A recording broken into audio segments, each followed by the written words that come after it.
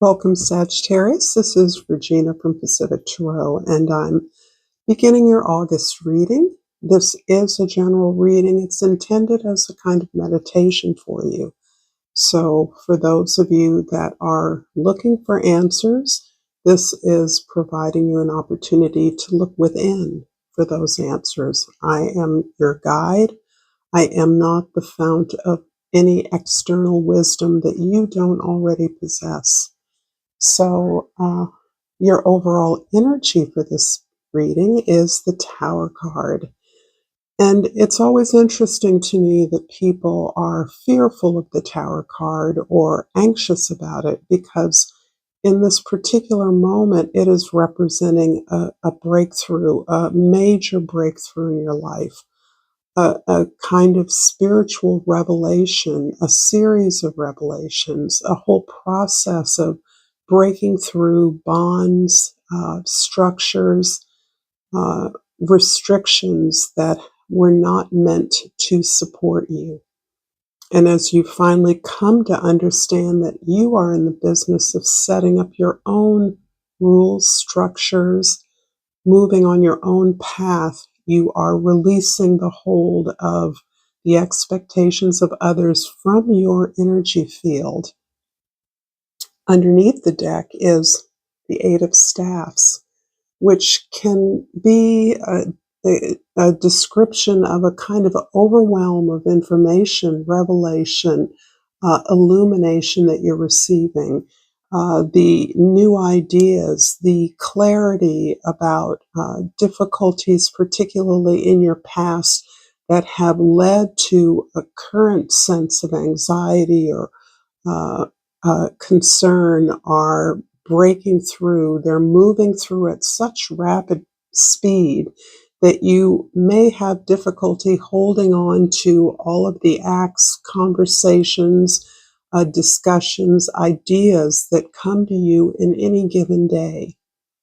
And this can be because your vibration is elevating to such a level that you are shining out to others. Others are looking to you for information and wisdom, where you are being prompted to participate in a way that you haven't participated before, from a whole new ground of clarity, of the desire to act, express your gifts, make a contribution that is unique to you. I'm going to pull a crystal oracle to get us started here. And I pulled, what crystal is this? This is fluorite. That's a visual depiction of the fluorite crystal. And the key word is destiny. Follow your instincts. They lead to the truth. And I think this is very prescient for you, as the particular chakra that's being highlighted here is the third eye chakra. This is your ability to see, to envision, to create a vision, to summon up a world through your soul. This is the kind of vision that goes beyond your five senses. It goes through your life experiences in this life or in other lives. That can be through your ancestry, your heritage, your lineage, in whatever way you understand having lived before. And that can be through others, if not through your own experience. But this is about the ability to see through, all the way through. You're not limited by physical expression or manifestation. You see more clearly, more deeply than that. And this is what is prompting you on your path, a path that feels greatly destined, that you have chosen lifetime after lifetime for some of you. This is a general reading. Again, it isn't going to resonate for all of you. If you do find that it does resonate, please like this video, share it with others, and subscribe to my channel, Pacific Tarot. It is very helpful and supportive to me to receive your appreciations, your suggestions, your comments. I love hearing your thought, and I'm particularly grateful to those of you that do.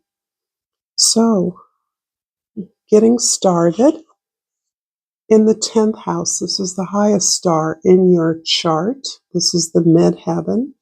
This represents your social identity and the way others see you. The Six of Jades is putting emphasis on your relationships, your agreements, your contracts, your ability to negotiate and communicate, give and receive on equal terms, sharing like value for like value, coming from a place of knowing what your value and what your resources are. This puts you in a position of sometimes, for some of you, being in a place where you are responsible for distributing resources or information justly or appropriately or fairly to others. This is something that you take great pride in being able to do because there's a clarity of intention here where you understand that you are merely a vehicle of justice, a vehicle of fairness, a vehicle even of abundance. And this is really what is navigating and motivating a lot of your relationships and your agreements, that there is equity, there is balance. And this is giving you a kind of empowerment that many of you may have shrunk from in the past. There's a lot more to say about that, but it may come out a little bit later. In the first house, this is your perspective, your attitude. On a mundane basis, the Emperor is powerful. You have released the things that you realize you no longer or never have had control over. You've released the idea that your control must be exerted externally on external events, factors, relationships, and you are taking complete control and responsibility for your own reality. This is a powerful place to be in because this indicates a complete control of your own person, your own soul, that you take ownership over every aspect of your acts and deeds. And you can do this because of your vast experience on behalf of others.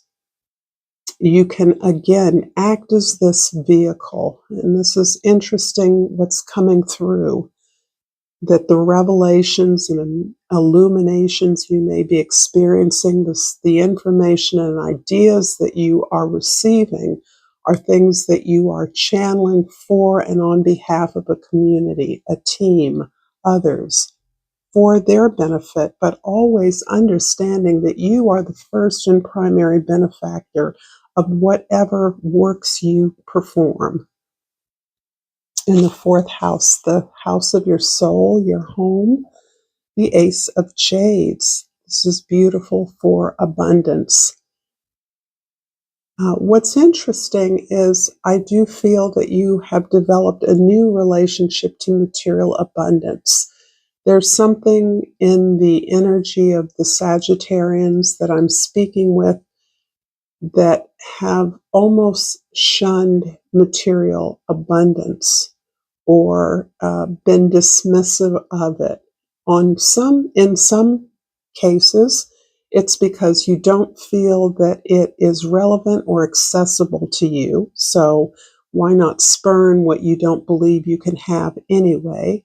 But I think there's something that perhaps you've learned or been conditioned to believe that makes your motives less pure or less authentic if there is somehow abundance, prosperity, wealth, or financial benefit attached to it. Your your your belief in this has completely changed, even as you reject perhaps traditional or conventional social institutions of money, power, resource. You're understanding the value of your worth, and therefore that you are deserving uh, of abundance, and that abundance is merely a a result of your ability to understand the way abundance can work, support, fulfill, assist others, make comfortable others, including you in this life.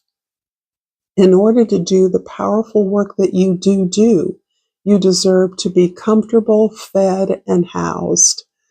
This is really simple in terms of appreciating the incredible abundance that surrounds you. And my sense is that your home is a place of not only abundance, but of your gratitude for the abundance that surrounds you, the comfort that you have, the support that you see around you every day. In the 7th house of significant relationships, the 9 of staffs. This is, it's not a blind spot. This is an area of challenge for you. I believe that you have worked through a lot of significant relationships, and they are found somewhat wanting or falling short of the mark for you. And this can be many friends, family, as well as perhaps more significant relationships, co-workers, people you admire, lovers. And you're recognizing for yourself that this is based on your inability, your difficulty trusting others. No matter how justified you are beginning to understand that where that feeling comes from, you also know that it is your problem. It is not the problem of others. That you don't feel safe allowing people close for whatever reasons. That you need your space is obvious and important to you, and there's nothing wrong with needing a lot of sacred space around you, particularly at this time where you clearly are going through a major turnabout, a major reversal in fortunes, it feels like. But this is not necessarily a completely internal or external event. This is about your internal awareness of who you are and where your power resides. And as you go through this, you're understanding that this way of protecting yourself is intentional, not because you don't trust, but because you now understand that you haven't been trusting in the past. And that lack of trust has led to a lack of readiness for deep connection, a fear of deep connection, a fear of betrayal, abandonment, whatever your particular trauma or issue has been. I'm going to clarify from the 1st house, working through the wheel in a more traditional way now, so that the Emperor is clarified by the Fool in the 2nd house and the 2 of Pentacles in the 3rd house. So this is powerful, more powerful energy here. You have completely released, as indicated by the Emperor, this sense of having control over events, people, factors outside of your life. And you, having released that, you have taken control of who you are and your own internal powers. The Fool indicates that you're now deeply invested in a real faith and belief in who you are authentically. It feels as though you've released old symbols or effects of your allegiance to others and what they may have hoped for you, what you may have hoped as a result of their investment in you. And you've come up short, you've come up empty there. And so now you're completely on your own, taking off on this incredible journey of faith, of an adventure that allows you to expand your own powers, your own joy in the experience of being able to be on your path, your unique path, without concern about what others think, knowing that as you provide for yourself, that you are providing for others.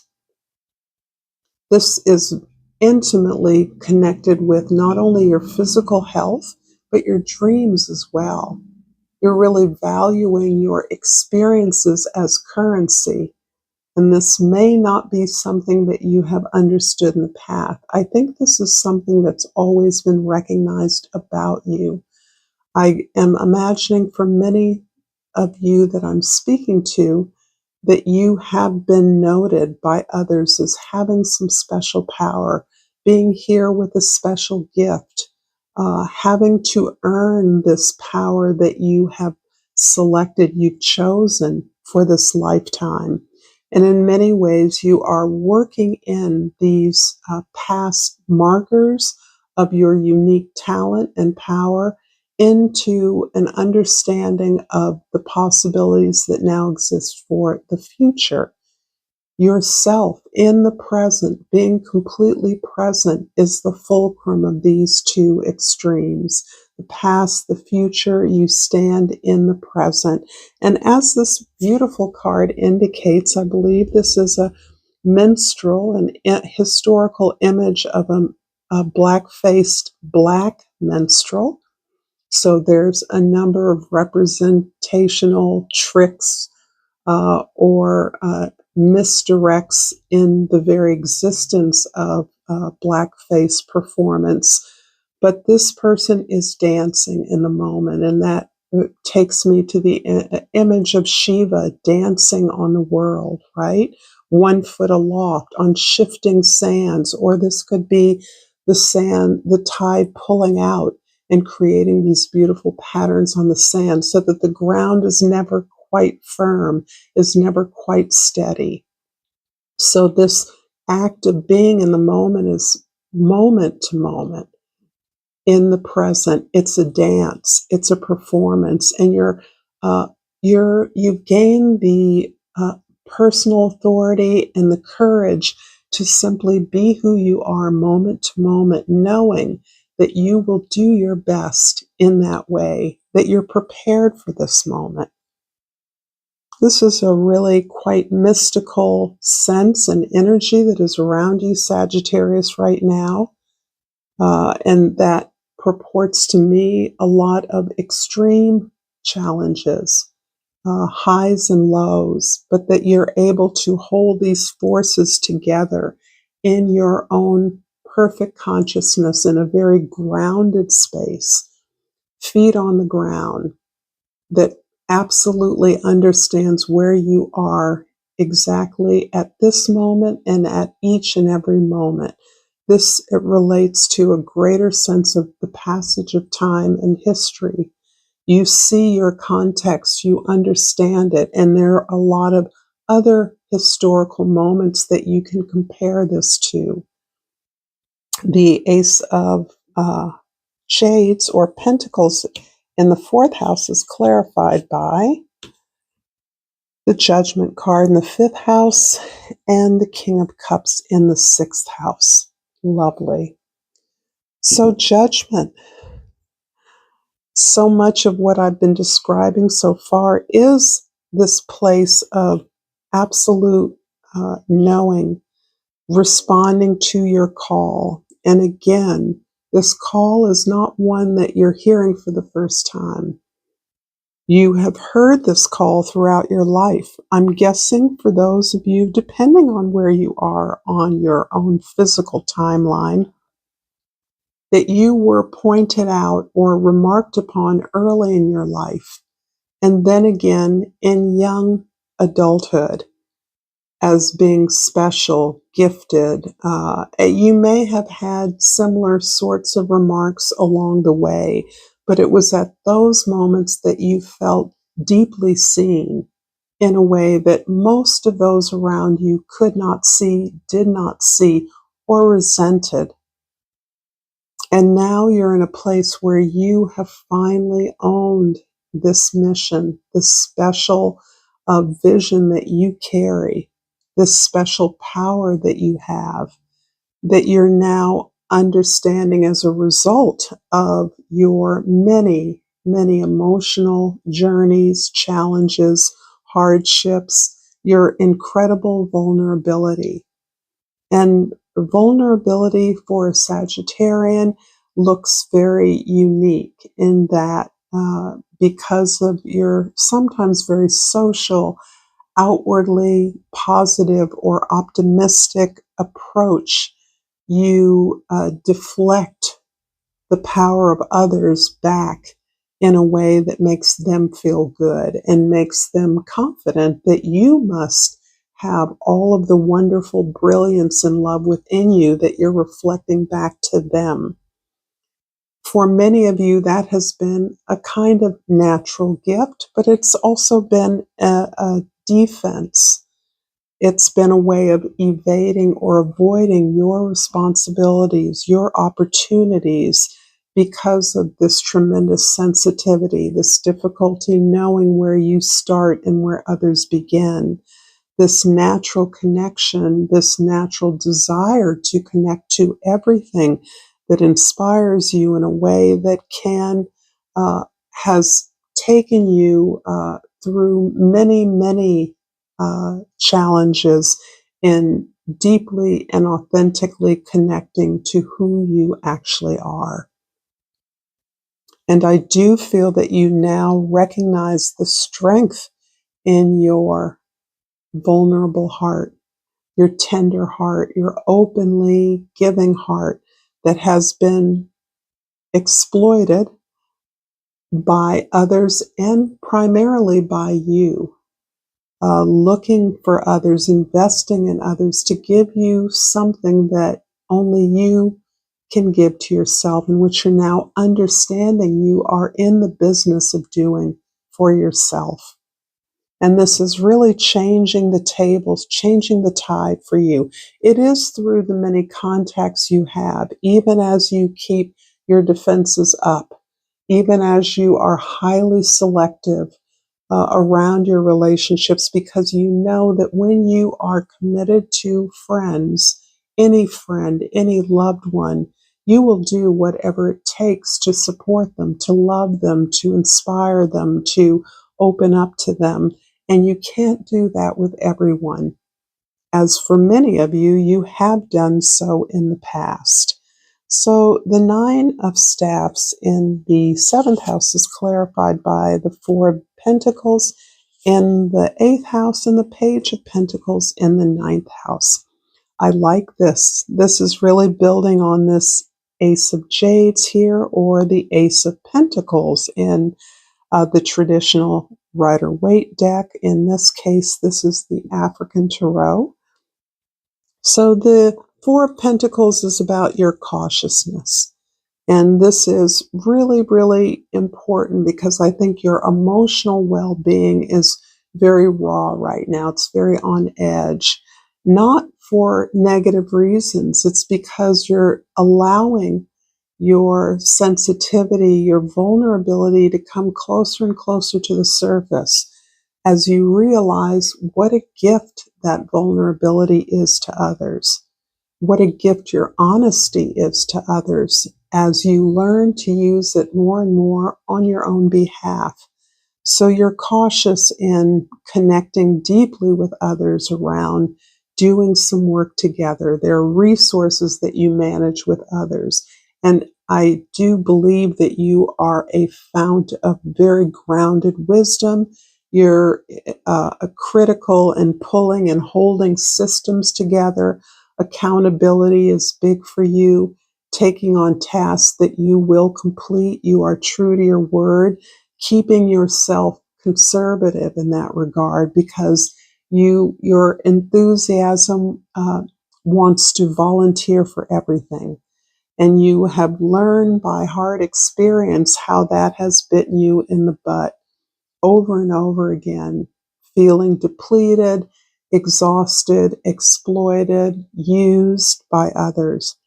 And instead, you're really trying to explore this new kind of space where you simply honor yourself by uh, sharing the sacred space, investing in your power, in your enlightenment, in your awareness within your own soul, within your own space, within yourself, and using that as a place of from which you plan, from which you move forward, from which you negotiate, understanding really fundamentally what your vision is. Even if you don't know every aspect of it, it's important that you ground in the bigger picture, not for the purpose of achieving something great. Indeed, on the contrary, for the purpose of knowing what your next step is. You've wisely pulled back from what is natural to you, your philosophical exploration, discovery, your belief in spiritual values and the grand design. But what you've learned is that that is not what moves you forward incrementally towards a concrete goal, towards the creation of a resource that is beneficial to others. What grounds you, what makes you, what motivates you is understanding the next step, not understanding all of the big picture, just enough of the big picture so that you understand where you're going. And that is one of the secrets that you're uncovering for yourself. You need to know what the next practical step is, not all the steps, not the strategic plan. You need to know what to do next. And this is what you're exploring from this new foundation of practicality, resourcefulness, being modest in your claims to yourself, modest in your promises. In the 10th house, the 6 of Jades is clarified by the 4 of Cups in the 11th house and the 7 of Wands in the 12th house. Very, very interesting. So yeah, you've trekked through the lofty peaks and mountains. I have no doubt that many of you that I'm speaking to today have interfaced with great thinkers, large organizations, fascinating and exploratory institutions of productivity. You have graced all of those places, spheres, spaces in your life because of your aspirational nature, your love and lust for adventure and learning. However, you have come back to the things, the resources that you have at hand, the basis, building from the ground up, not what you aspire to, but what feels good and supports you now in the present moment. So that you're looking at your opportunities, the offers that you're receiving a little more practically. You understand that based on your negotiation skills and your understanding of what it is you truly want, you can evaluate any offer on the terms of its match for you in that moment. It doesn't have to be a match for all times. It just needs to meet your needs through the next few steps. And this is where you're coming from a place of standing up for yourself, articulating your needs, removing distractions, the many distractions that you formerly embraced as part of your joyous, outgoing energy, but also in part as a way to evade your responsibility, to avoid uncomfortable relationships or a home. And by home, I'm speaking more metaphorically as your soul, a soul that was in torment, a soul that had uh, uh, come through a lot of challenging difficulties, realizing how few those for whom you felt you would ride and die for were there for you, and how unique you've always been in whatever company you've kept. Always a sense of being slightly outside, trying to fit in, and abandoning that effort now. No need, there's no insecurity, or at least the insecurity is vastly ebbing away.